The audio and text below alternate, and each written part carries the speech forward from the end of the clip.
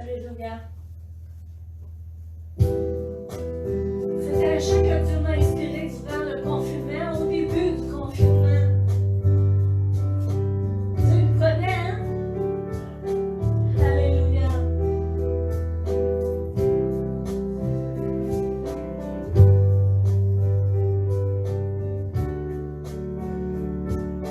Jésus, en ce temps, en ce moment, tu viens m'envahir de ta présence.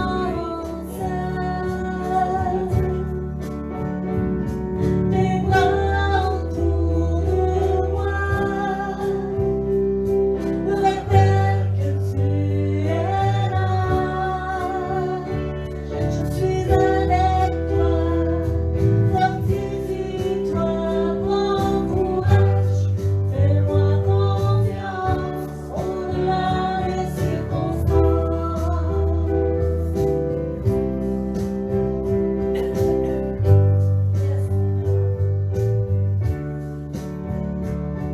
Voici de ma délivrance, je serai plein de confiance. Je ne craindrai rien, car l'Éternel est ma force, le sujet de mes louanges. Je suis avec toi, fortifie-toi, prends courage, fais-moi confiance au-delà des circonstances.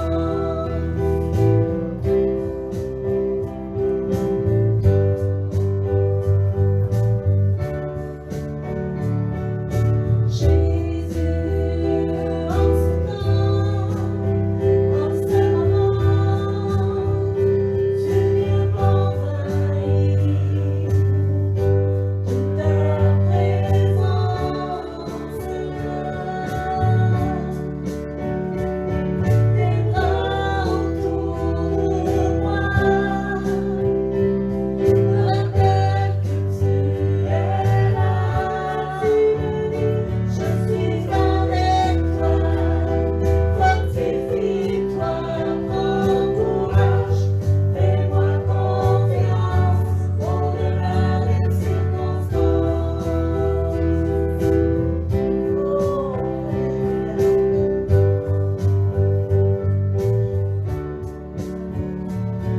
Voici Dieu est ma délivrance, je serai plein de confiance.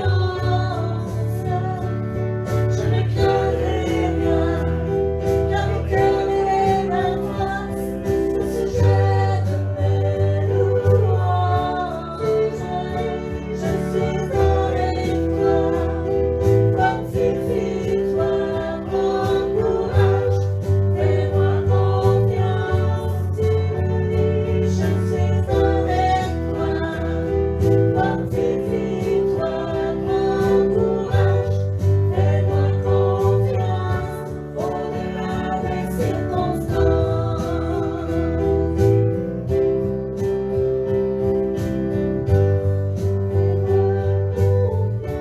Au-delà des circonstances.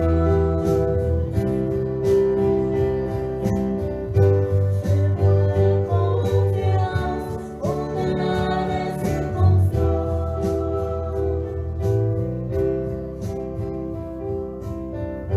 Fais-moi confiance au-delà des circonstances.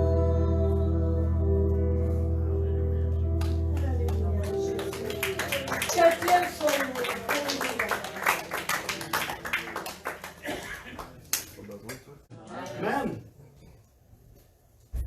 Amen. Amen.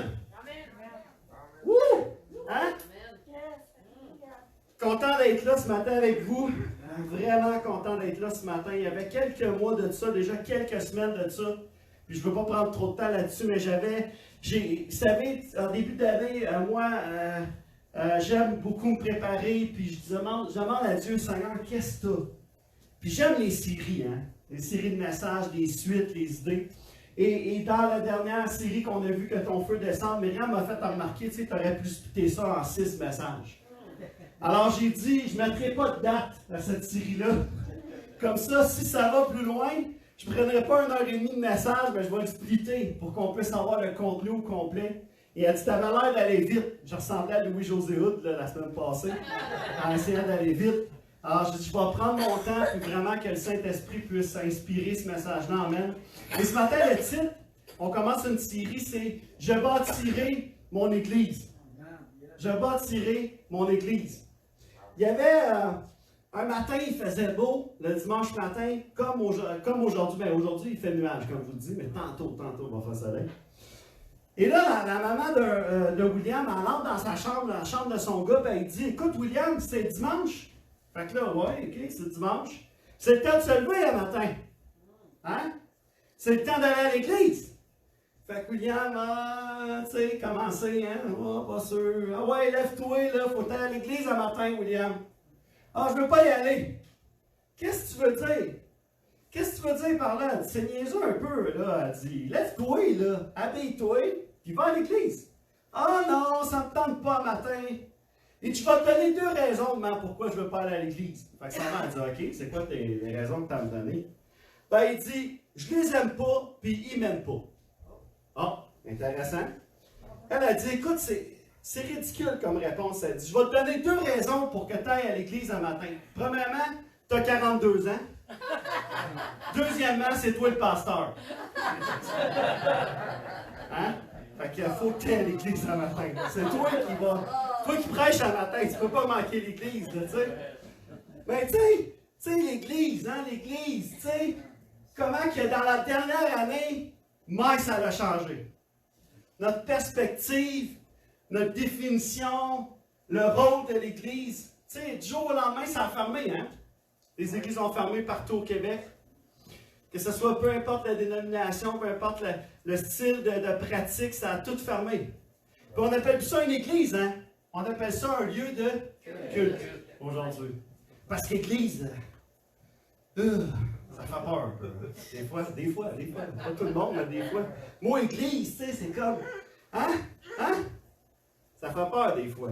Alors là, quand je te pose ce matin, c'est quoi l'église? Qu'est-ce que ça veut dire aujourd'hui? Parce que ça a changé probablement notre définition d'église aujourd'hui. Parce que regarde, il y a du monde qui sont à la maison, puis qu'est-ce qu'ils font? Ils sont comme à l'église ce matin. Ils sont avec nous. Hein? Ils font partie de notre communauté, ils sont là, puis ils participent à la réunion, hein? À l'église, en parenthèse. Alors, quand on se réunit dans une église, on se dit, ben, c'est la place où on va chanter, on va célébrer, on va louer, hein? On va chanter à matin, on va avoir l'occasion d'être enseigné, comme on le fait là, d'être encouragé, d'être fortifié dans notre foi, par le message qui va être prêché. Mais l'église, là, c'est plus que ça. Hein? L'église, là, c'est plus qu'un bâtiment. Vous savez, ce bâtiment-ci, il est fermé 6 jours sur 7, pratiquement. Ben, je suis là, dans mon bureau. Puis des fois, les gens me cherchent. L'autre fois, Claudette rentre, elle dit, voyons, son char, il est là, il est où? Il n'y a personne ici dans l'église. Tu sais, puis là, Gaëtan, il est dans son bureau. Là. Il est là, mais tu sais, comprenez, moi, je suis là. Pratiquement 5 jours sur 7 parce que je travaille à l'église. J'ai mon bureau ici, puis je fais les choses, puis bon, vous comprenez le principe. Mais la réalité est que le bâtiment, il est ouvert 2 heures par semaine. 4 heures si on compte la prière. Tu sais, 5 heures par semaine. Le bâtiment, c'est pas l'église. Hein? C'est juste un toit. C'est juste un lieu de pouvoir être ensemble, se rassembler. Mais l'église, là, il n'y en aurait pas si vous ne seriez pas assis un matin, là. Si je serais tout seul. Ben, là, la réalité, c'est que j'étais tout seul dans mon salon, puis il y avait une église. Parce que vous écoutiez en ligne. Mais la réalité, là, c'est que si vous n'étiez pas là, il n'y a pas d'église. Pourquoi vous avez ce bâtiment-ci? Parce qu'au début, il y a quelques personnes qui ont décidé de se rassembler ensemble, former l'église. Puis finalement, ça a pris un bâtiment. Pourquoi? Il y avait plus de monde. On ne pouvait plus faire ça dans une maison, on ne pouvait plus faire ça. Mais la réalité, c'est que l'église aujourd'hui, c'est dans ta maison. C'est chez vous. avec 2, 3. Tu pries. Hein? Tu écoutes le message. Tout seul chez vous, avec 2, 3 personnes. Tu vis l'Église. Hein, intéressant, hein? Mais on a réalisé ça. Moi, dans la dernière année, ça a fait. Mais est-ce qu'on va le réaliser? Et les premiers messages qu'on entendait, ça veille, l'Église, c'est pas le bâtiment. Hein? Ça, c'est les premiers messages. C'est vous, l'Église. Fait que où vous êtes, c'est comme ça, c'est ça l'Église. Matthieu 16, 18. Matthieu 16, 18 ce matin. Jésus a déclaré ceci. Jésus lui-même a dit, « Et moi je te dis que tu es Pierre. » Et à ce moment-là, juste vous mettre en contexte, Jésus pose la question à ses disciples, « Qui pensez-vous que je suis? Qui pensez-vous que je suis, moi? » Et Pierre va dire à Jésus, « Jésus, je pense que tu es le Fils de Dieu. Hein? Tu es le sauveur de l'humanité. C'est toi qui es venu pour nous sauver. » Et le téléphone est d'accord un matin avec ça. C'est bien. mais, je pense que c'est toi. Puis Jésus va dire, Pierre, c'est mon Père qui t'a révélé ça. C'est lui qui t'a révélé cette vérité-là que je suis le Fils de Dieu. Maintenant, Pierre, je vais te dire une chose, je vais te déclarer quelque chose ce matin. Et moi, je te dis que tu es Pierre. Et que sur cette pierre, je bâtirai mon Église. Jésus n'est pas en train de dire, sur Pierre, il va bâtir son Église. Okay? Souvent, on a cette image, ben, Pierre a prêché le premier message, il y a 3000 âmes qui sont venues à Jésus, fait que c'est sur lui que Jésus a bâti son Église. L'Église a été bâtie sur le ministère des apôtres, sur le Saint-Esprit, la révélation du Saint-Esprit. 3000 personnes sont venues à Jésus cette journée-là, mais les 3000 personnes sont allées où? Il n'y avait pas d'église. Il n'y avait pas de bâtiment. Ils sont retournés chez eux. Hein? Ils ont vécu leur foi en communauté. Dans des petites communautés, la Bible dit qu'ils se rassemblaient dans le cours du temple et dans les maisons. Hein?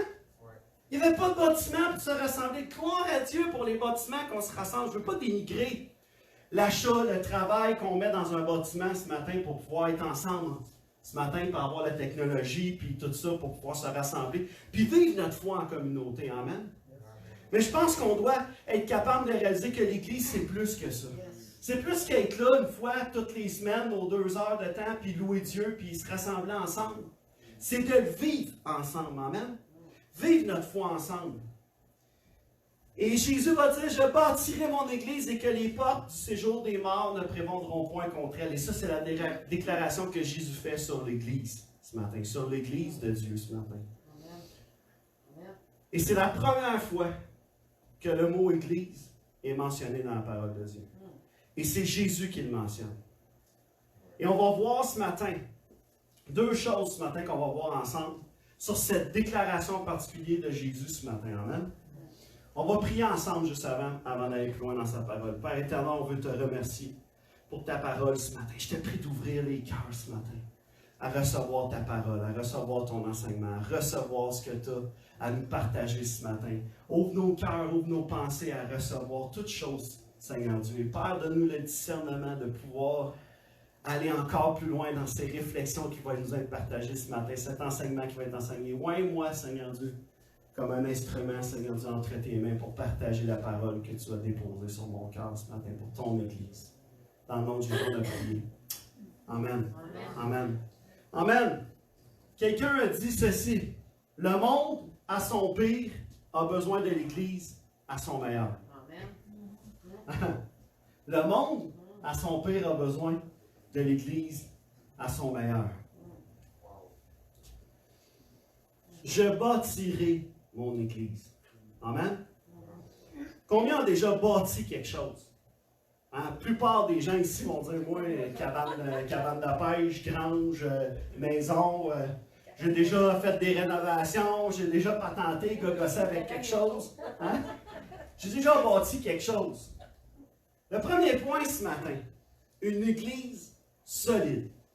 Une Église solide ce matin. Isaïe 28,16 nous dit, c'est pourquoi, ainsi par le Seigneur l'Éternel, je vais placer en Sion une pierre servant de fondation, une pierre éprouvée, une pierre angulaire d'une grande valeur, servant de fondement solide. Celui qui la prend pour appui ne sera pas réduit à fuir. Une prophétie qui parle de Jésus. Qui parle de ce Jésus-là qui va venir et qui va établir la fondation, qui va être une pierre éprouvée, une pierre angulaire qui est d'une grande valeur, qui va servir de fondement solide à son Église ce matin. Amen. Luc 6, 46 à 49 nous dit ceci. « Pourquoi m'appelez-vous Seigneur, Seigneur, alors que vous n'accomplissez pas ce que je vous commande? Savez-vous à qui ressemble celui qui vient à moi, qui écoute ce que je dis et qui l'applique? C'est ce que je vais vous montrer. » Et là, Jésus commence à dire ceci, à enseigner ceci. « Il ressemble à un homme qui a bâti une maison. Il a creusé, il est allé profond, il a assis les fondations sur le roc. » C'est comme ça qu'on bâtit des fondations, hein? Sur du solide. « Quand le fleuve a débordé, les eaux se sont jetées avec violence contre la maison, mais elles n'ont pas pu l'ébranler, parce qu'elle était construite selon les règles de l'art. » 49. « Mais celui qui écoute mes paroles, sans faire ce que je dis, ressemble à un homme qui a construit sa maison directement sur la terre meuble, sur le sable, sur une terre fragile, sans lui donner de fondation. Dès que les eaux du fleuve se sont jetées contre elle, la maison s'est effondrée. Et il n'en est resté qu'un grand tas de ruines. » Jésus donne cet enseignement-là. Voici ce qui va arriver avec ceux qui m'obéissent, avec ceux qui m'écoutent, avec ceux qui entendent ce que j'ai à dire. Amen. Je suis la pierre. C'est pas Pierre l'apôtre, c'est Jésus, le fondement de l'Église. C'est lui le roc sur lequel s'appuie son Église. C'est lui sur lequel nous nous appuyons comme Église de Dieu. Amen. C'est pour ça que la pandémie n'a pas empêché l'Église de fonctionner. C'est pour ça que la pandémie n'a pas empêché l'Église de continuer à servir sa communauté. C'est pour ça que la pandémie n'a pas mis sur pause toutes les choses de l'Église. Amen. On s'est adapté, on a évolué avec cette chose-là qui nous est tombée dessus. Mais ça n'a pas ébranlé les fondations. Si vous me dites aujourd'hui, est-ce que l'Église est meilleure qu'elle l'était avant, je vous dirais oui. Honnêtement, 100% oui. La réalité, c'est qu'on atteint plus de gens. On fait une différence. Ça nous a réveillés. Ça nous a secoués. Hein? Le tremblement de terre est venu, mais les fondations sont restées. La pluie est tombée, mais les fondations sont restées. On a réouvert l'Église. On a pu ouvrir nos portes. Amen. Et des choses. Puis l'Église, là, je parle de rouvrir les portes d'ici, mais on a pu revivre en communauté. Même si c'est avec des petites restrictions. C'est des petites restrictions. Tu sais, eux autres, se faisaient lapider, nous autres, on a un masque. Ils se faisaient persécuter, on a un masque. On ne peut pas se serrer dans nos bras, ben eux autres, ils se faisaient persécuter parce qu'ils se serraient dans leurs bras et ils vivaient leur foi. Je veux dire, c'est une réalité qu'il faut voir au-delà de tout ça, mais c'est une église solide que Dieu bâtit. C'est une église qui est fondée sur Jésus, amen. Pas sur Gabriel. Si vous appuyez votre foi sur moi, vous allez être planté. Parce que Gabriel, il plante. Gabriel, il plante. Des fois, ça shake la fondation. Des fois, c'est pas le papa parfait.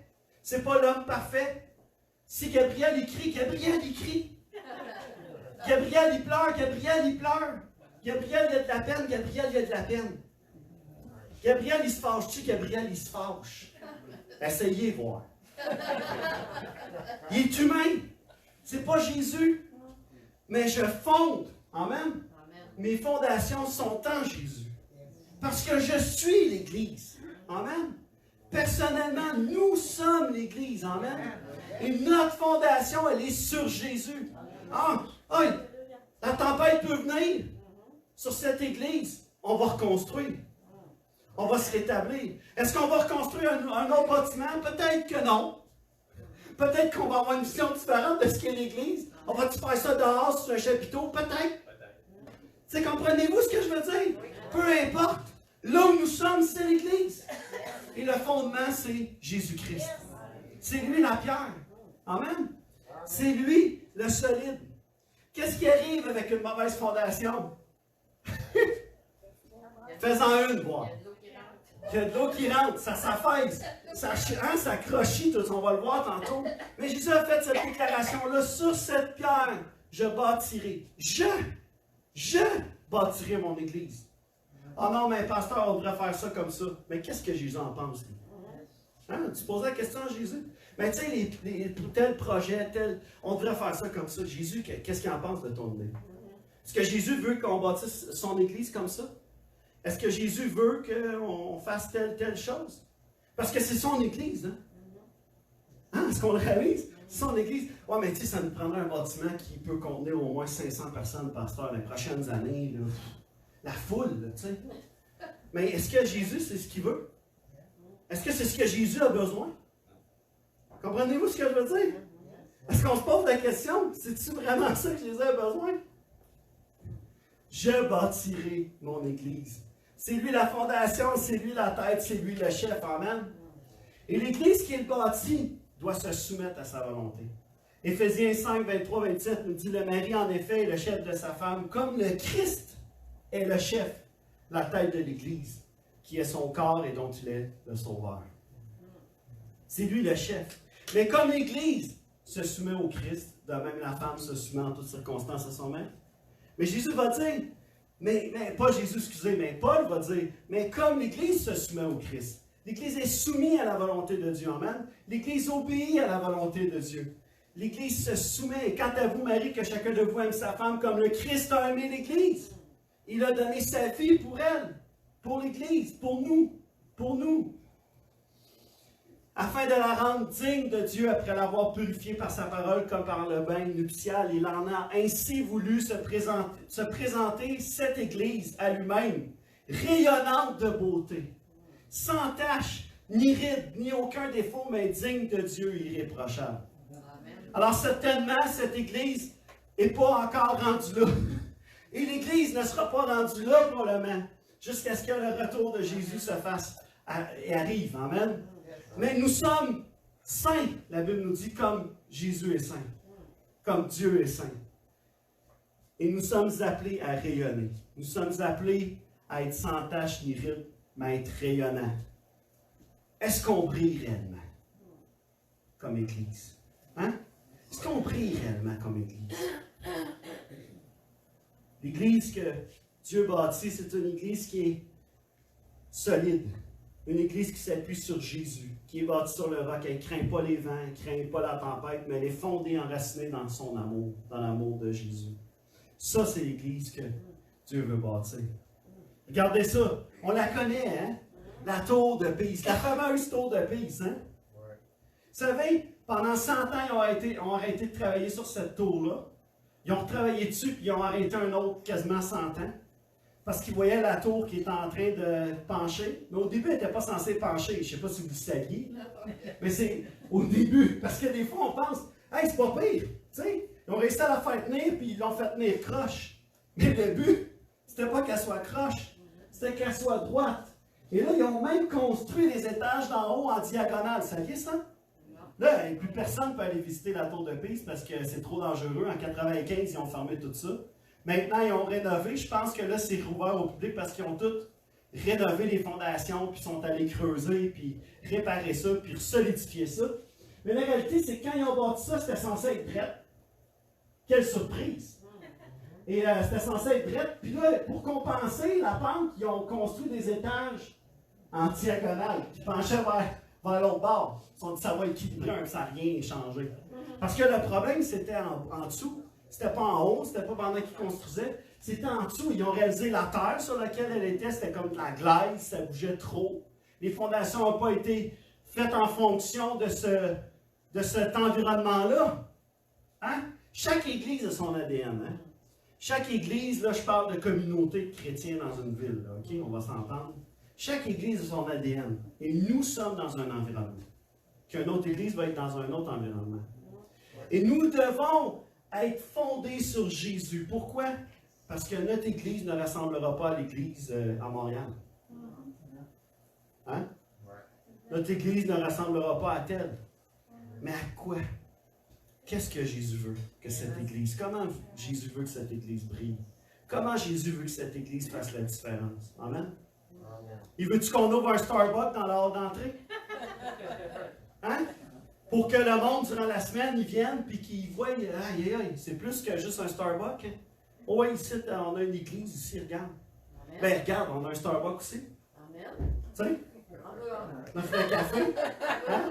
Les gars de la mine, ils se lèvent à 3 h du matin, là. Ouvre l'église à 3 h. T'offres le café aux gars de la mine, tu vas porter ça avec un petit stand dans le café, pas de dog. Hein? Tiens, c'est gratuit, les boys, travaillez fort pour notre région, let's go. Donne ça.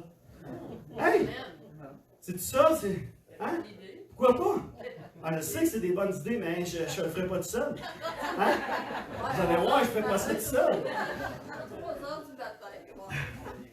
Mais c'est Jésus qui bâtit son Église. 1 Corinthiens 3, 5 à 11 nous dit, après tout, que sont donc Apollos et Paul? Des serviteurs grâce auxquels vous avez été amenés à la foi. C'est tout ce qu'on est. Chacun d'eux accomplissant la tâche particulière que Dieu lui a confiée. Moi, j'ai planté, Apollos a arrosé. Mais c'est Dieu qui a fait croître. Peu importe, en fait, qui plante et qui arrose, on s'en tape de ça. C'est ce que Paul est en train de dire. Arrêtez de chamoyer à savoir Jean-Marie prêche mieux, Gabriel prêche mieux, Daniel prêche mieux, Louis chante mieux, Diane chante mieux, Danny joue mieux de la baisse, c'est pas le choix, c'est le seul. Tu sais, comprenez ce que je veux dire? Arrêtons de chamoyer. C'est pas ça l'important que Paul est en train de dire. Peu importe, que ce soit moi ou un autre, c'est Dieu qui fait croître. Amen. Peu importe, en effet, qui plante et qui arrose, ce qui compte, c'est Dieu qui fait croître. Il répète pour qu'il réalise. Celui qui plante et celui qui arrose sont égaux. Et chacun recevra son propre salaire en fonction du travail accompli. Quand nous travaillons ensemble, au service de Dieu, et vous, vous êtes le champ qu'il cultive. Hein? Ou encore, écoutez ça, vous êtes l'édifice qu'il construit. Le pasteur est en train de me dire, je suis une planche de bois. Oui. C'est en site toute la valeur. Une planche de bois, c'est en site. Si t'es un 2x4 là, ou quelque chose dans le genre, ça vaut cher, là, tu sais. Des briques, hein? Des briques. On va y revenir à ça. Je veux pas penser, je vais revenir à ça, mais je passe pas de temps là-dessus, mais en tout cas. OK? Mais on est tous, Dieu est en train de nous construire. Dieu est en train de construire son Église, bâtir son Église. Est-ce que Dieu a fini de bâtir son Église? Non! Jusqu'à temps qu'il revienne, il n'a pas fini de bâtir son Église. Ça veut-tu dire que l'Église va changer? Oui! Ça veut-tu dire que les couleurs de l'Église vont changer? Puis, on sait-tu, on s'en fout, dans ce sens. L'important, c'est que l'Église va changer. Mais comment elle va changer? Comme Jésus veut? Ou comme je veux? Moi, je suis tellement habitué, pasteur, que ça se passe de même. Moi aussi. Mais Jésus m'a dit. Oui, mais Jésus, t'as-tu vraiment dit? Demande-y. Jésus m'a parlé. J'ai eu à cœur. J'ai le sentiment que Dieu veut qu'on aille dans cette direction-là. Hein? Ah oui. C'est vrai, ça ferait du bien. Ça serait bon, pasteur. Peut-être c'est ce que Dieu veut. Peut-être. Ben, on va lui demander. Hein? C'est ce que Jésus veut. Ah, si c'est ce que Jésus veut, moi j'embarque, pasteur. J'embarque. Je vais aller me promener avec mon stand de hot dog à 3 h du matin. Hein? Je vais offrir de hot dog. Je vais faire du café. Je vais servir. Mais c'est-tu ce que Jésus veut, pasteur? Hey, m'en-dis! 10 à 11, conformément à la mission que Dieu, dans sa grâce, m'a confiée, j'ai posé chez vous le fondement comme un sage architecte. À présent, quelqu'un d'autre bâtit sur ce fondement. Hein? Quelqu'un d'autre bâtit. Jean-Marie a peut-être posé la fondation. Puis là, Jésus sert de moi pour bâtir, puis un autre va peut-être arriver après moi, puis va continuer l'œuvre dans cette église, dans cette communauté de croyants. Parce que c'est ça l'Église. Seulement que chacun prenne garde de la manière dont il bâtit. Pour ce qui est du fondement, nul ne peut en poser un autre que celui qui est déjà en place, c'est-à-dire Jésus-Christ. Si quelqu'un arrive et te dit, c'est plus Jésus, c'est moi, jette-les dehors. Honnêtement, si ça m'arrive, jetez-moi dehors.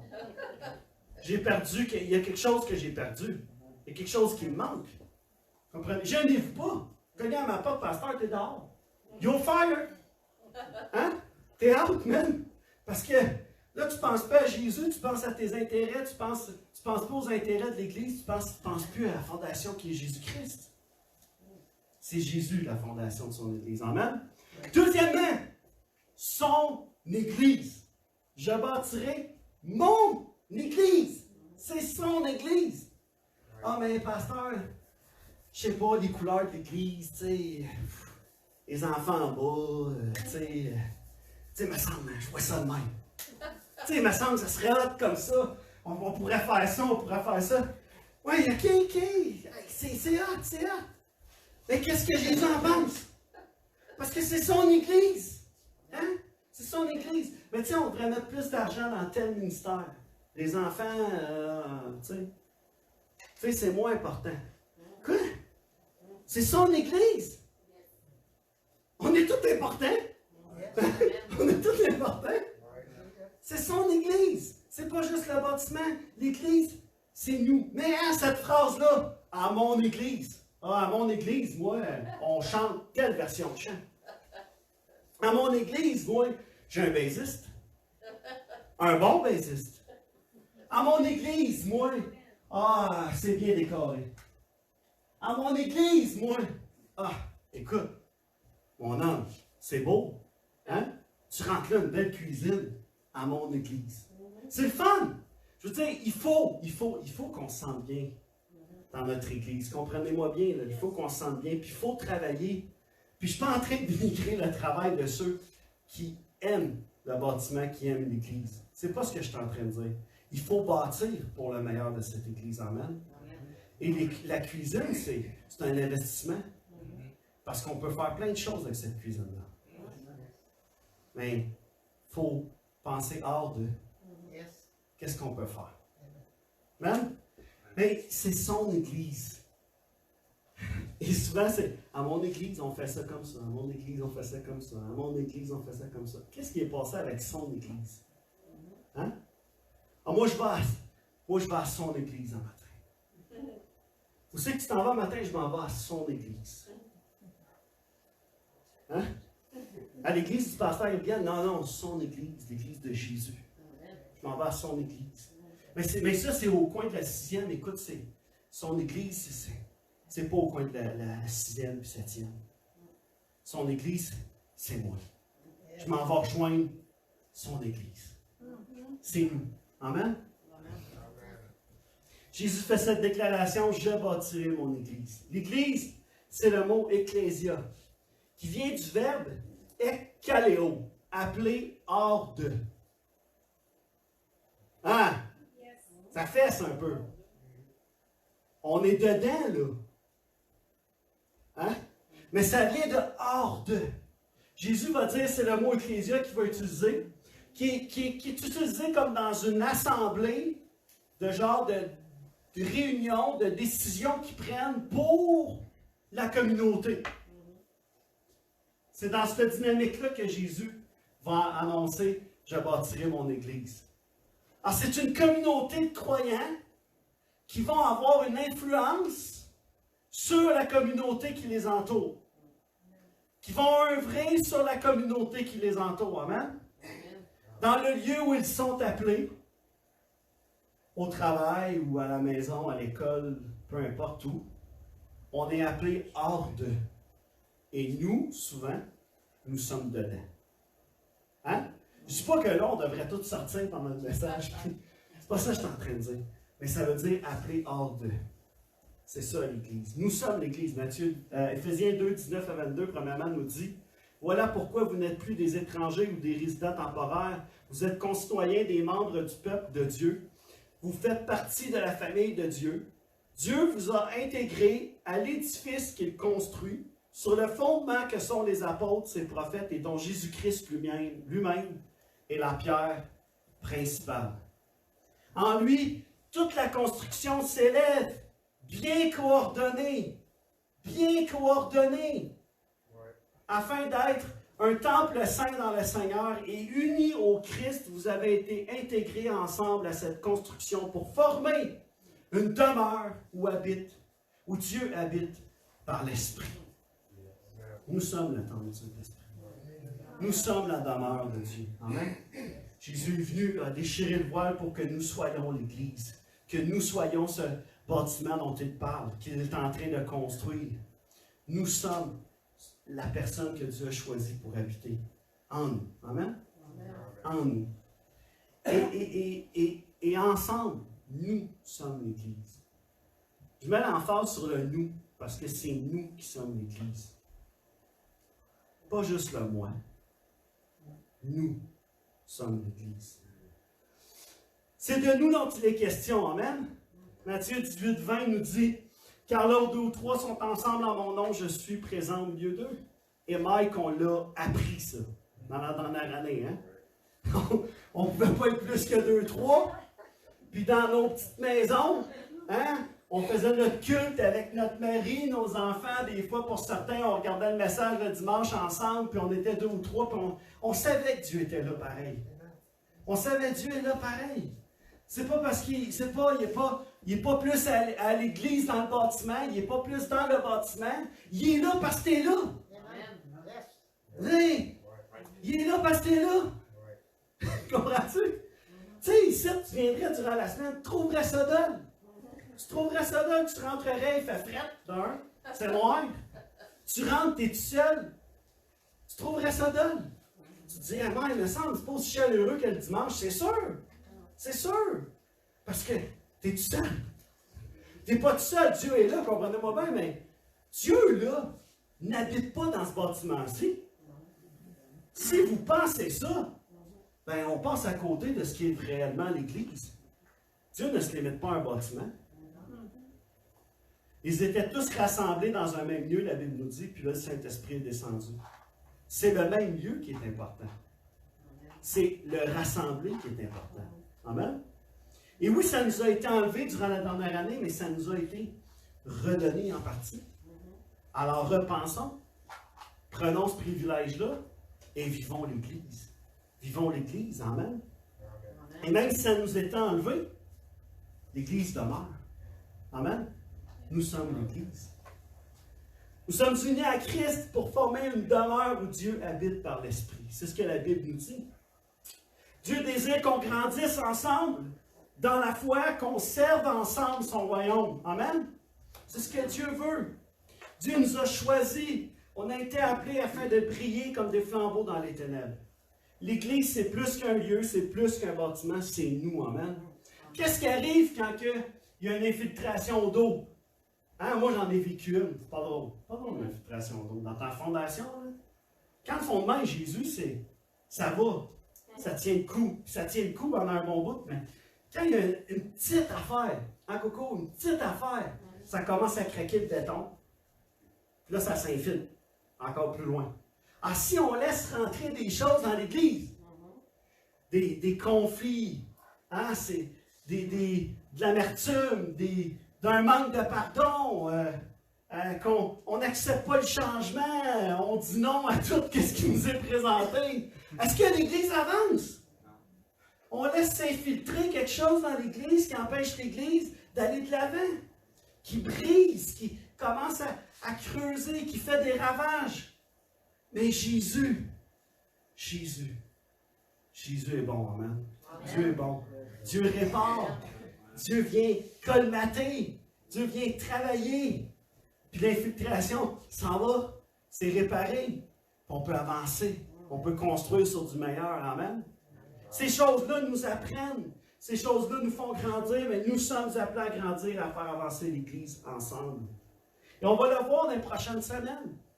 Dans les prochaines semaines, on va partager ce message-là, on va toucher différents sujets. On va parler des briques, là. On va parler de comment une Église unie, comment une Église est diversifiée, comment une Église peut grandir dans ces aspects-là. Amen. Et c'est nous, ça. C'est de nous dont on va parler. C'est de cette communauté-là de croyants ensemble. Amen. S'il y a des gens qui s'ajoutent à l'Église, ils viennent faire partie de cette communauté-là de croyants. Amen.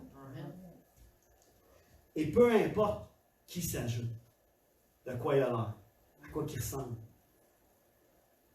Hein? Vous n'êtes pas d'accord? Prenez M. Marcoux, tantôt il me disait, moi, je rêve d'avoir des cheveux à nouveau. M. Marcoux, j'ai dit correct. J'ai dit, moi, j'ai une moumoute à la maison. Hier, je me suis fait couper les cheveux, là. J'ai un tas de cheveux. Je regardais ça, puis ça ferait une belle moumoute. Je vais vous emmener ça la prochaine fois. On va rêver ensemble. On est là l'un pour l'autre. On va accomplir son rêve. Je fais des blagues, mais comprenez ici. Peu importe, Dieu aime son Église. Jésus a donné sa vie pour son Église. La prière de Jésus, on va la voir. La dernière prière de Jésus, qu'il soit un, comme je suis un. Ah, des fois, on est loin de ça. On va le voir ensemble la prochaine semaine. Mais si Jésus a prié ça avant de quitter ce monde, pensez comment c'est important pour lui. Que cette partie d'unité-là soit appliquée dans l'Église. Comment c'est important d'être unis les uns aux autres. Unis à Christ pour former une demeure où Dieu habite. Dans l'Esprit, amen. Par l'Esprit. Éphésiens 1, 21, 23 nous dit: là, le Christ est placé bien au-dessus de toute autorité, de toute puissance, de toute domination et de toute souveraineté, au-dessus de tout nom qui puisse être cité, non seulement dans le monde présent, mais aussi dans le monde à venir. Dieu a tout placé sous ses pieds, et ce Christ qui domine toutes choses, il l'a donné pour chef à l'Église. Ce Christ-là, qui a autorité sur toute puissance, toute domination, sur la maladie, sur les besoins de finances que tu peux avoir, sur les choses qui débordent, les épreuves dans ta vie, les murs qui se dressent. Ce Christ-là domine sur l'Église. Sur l'Église. Qu'est-ce qui peut s'opposer à la volonté de Dieu pour son Église? Si Christ domine sur son Église, qui est son corps, et ça on va le voir. Hein? Ça on va le voir. On va le voir, pas vendre de punch, mais on va voir l'importance du corps dans l'Église, comment que le corps est important, comment le corps est... C'est bénéfique, qu'on le voit ensemble. Lui en qui habite la plénitude du Dieu qui remplit tout en tous. Tout en tous. Tout en tous. Hein? Remplit tout en tous. Amen? Quelqu'un a dit, William Tyndale a dit, l'Église est la seule institution qui existe pour ceux qui sont à l'extérieur. On a perdu. Je vous le dis, je ne veux pas être plate avec vous autres, mais on a perdu des fois la vision de ce qui était réellement l'Église. L'Église n'existe pas pour nous. L'Église existe pour eux. Pour ceux qui sont perdus. Qui puissent trouver un refuge, un lieu de repos. Ils vont se sentir aimés, appréciés, encouragés, fortifiés. Amen? On va les accueillir. Peu importe qui ils sont, d'où ils viennent. Martin Luther a fait un rêve un jour. Il a rêvé au diable. Et lui, hein, t'as dit que c'est pas des rêves de fun. Le diable, il est en train d'écouter les rapports que ces démons ils faisaient par rapport aux ravages qu'ils étaient en train de provoquer autour d'eux autres, puis les progrès qu'ils faisaient contre le royaume de Dieu. Parce qu'ils sont là, puis ils travaillent à briser ce royaume-là. Et un des gars, un moment donné, arrive, puis il dit à Satan, il dit, écoute, moi, il y a un groupe de chrétiens qui traversaient le désert, et j'ai envoyé des lions sur eux autres, ils sont tous morts. Puis le diable, il dit, quoi, c'est pas bon, ça? T'as rien accompli là d'extraordinaire. Il dit, t'es as tués, mais il dit, leur âme a été préservée. Ils sont sauvés. Ils sont avec Jésus. T'as rien accompli d'extraordinaire. Un autre arrive, puis il rapporte qu'un groupe de chrétiens est en train de traverser la mer sur un bateau, puis a envoyé les vents violents, puis il dit, le bateau s'est fracassé, ils sont tous morts. Le diable, il dit, t'as rien compris. Il dit, c'est pas ça. Il dit, ça. Il dit, regarde, ils ont été perdus, mais leur âme, elle, c'est leur âme que je veux. Hein? Et là, il y en a un autre qui arrive et il dit, écoute, après des années d'essais, des années, des décennies que j'essaye, j'ai finalement réussi à endormir l'Église. Et là, Satan s'est réjoui. Dis là, ça y est, on a gagné. Là. On a gagné quelque chose. On a gagné une première bataille. L'Église s'est endormie. L'Église a oublié sa mission. L'Église a oublié ce pourquoi elle a été bâtie, ce pourquoi elle a été construite. C'est pas un jugement que je porte ce matin parce que je suis l'Église aussi. Fait que c'est un propre jugement sur moi-même que c'est ensemble, amen, qu'on va atteindre pleinement la destinée qu'a l'Église pour cette communauté, amen. Je crois à plus. Je crois à plus. Je crois qu'on peut prier plus. Je crois qu'on peut aider plus. Je crois qu'on peut faire plus. Pas pour que l'Église se remplisse, mais pour que l'Église sorte. Pour que l'Église ne soit plus juste le dimanche. Pour que l'Église ne soit plus juste une réunion. Mais pour que l'Église s'active. Soit plus que juste un bâtiment. Amen? Et je sais qu'on est dans un contexte où on se dit, mais pasteur, je ne sais pas si on va pouvoir l'appliquer. Certain. C'est sûr, on va trouver des moyens. Dieu va nous donner des moyens, des idées, on va faire comme ça, c'est hot, comme idée, on peut le faire. Mais je crois sincèrement qu'on doit réfléchir à notre perspective de ce qu'est l'Église. Qui nous sommes. Ce que nous voulons de l'Église. Qu'est-ce qu'on veut construire? Qu'est-ce que Dieu veut construire avec cette Église? Des ponts pour rejoindre les gens dans le besoin. Dieu veut peut-être qu'on construise de nouvelles relations avec des gens influents dans cette communauté. Pas pour être influent, mais pour, ben oui, dans un sens, c'est pour influencer ces gens-là, puis prier. Amen? Amen! Yes! C'est l'Église que Dieu veut construire. C'est l'Église que Dieu bâtit ce matin. Amen? Je peux pas... J'aimerais ça vous dire, j'en ai plein d'idées. Vous dire, on va clencher ça. Mais on ne peut rien précipiter. Il ne faut rien précipiter. Il faut réfléchir, il faut user de sagesse, il faut user de discernement. Mais je crois sincèrement que ce qu'on a vécu dans la dernière année est un tournant pour l'Église de Dieu. C'est un virage pour atteindre les gens qui ont réellement besoin de Dieu, de Jésus. Amen. Amen. On va prier ensemble en terminant. Amen. On va prier ensemble pour sa parole en terminant. Oh, Papa éternel, on veut te remercier pour ta présence ce matin dans ce lieu. Ta bonté, ton amour, ta grâce qui coule. On a besoin de toi pour construire ton Église à la sorte. Au-delà de ces murs, il y a tellement d'âmes qui ont besoin de toi. Au-delà de ces murs, il y a tellement de choses que tu veux qu'on accomplisse comme Église, comme individu, mais comme aussi comme une communauté de croyants. On n'est pas nécessairement appelé juste à briller individuellement, mais collectivement.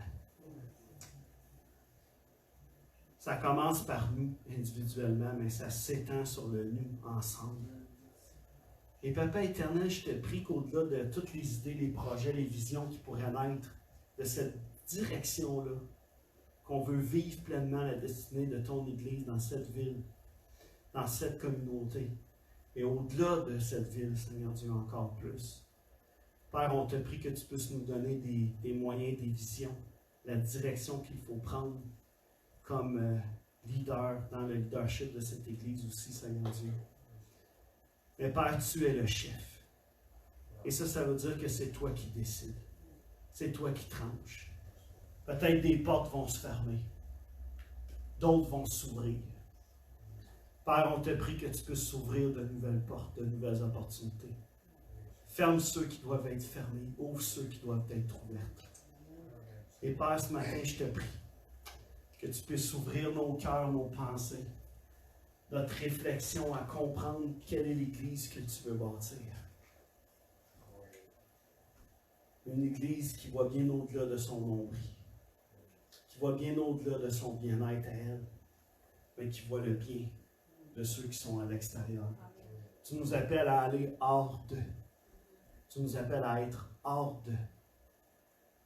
Merci, Père, pour l'œuvre que tu fais dans cette Église. Je te prie que tu puisses nous réveiller, que tu puisses nous shaker, que tu puisses, Seigneur Dieu, nous réveiller à avoir ta vision, ta perspective, Papa éternel. Père, je te remercie parce que tu es le fondement de cette Église dans la salle. Tu es le fondement de cette communauté. C'est toi qui en es la fondation.